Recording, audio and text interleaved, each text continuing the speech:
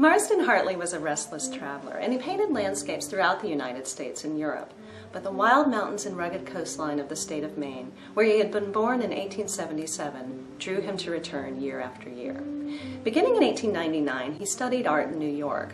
In 1912, he left for Europe, where he absorbed the influence of Cézanne, the Cubists, and the German Expressionists.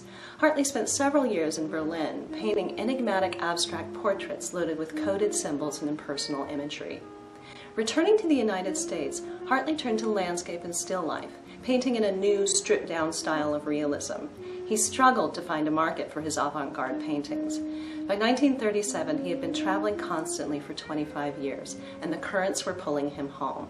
60 years old, in poor health, and haunted by the drowning death the year before of a young man he had loved dearly, Hartley returned to Maine.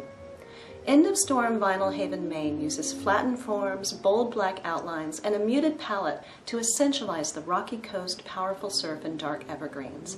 A lone cloud looms over the distant horizon. Hartley employed a rough painterly style which mirrors the turbulent weather.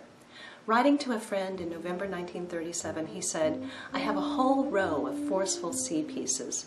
2 of them depict crashing seas on the rocks, and I am delighted with myself to come so near to the real thing, and so alive and spontaneous."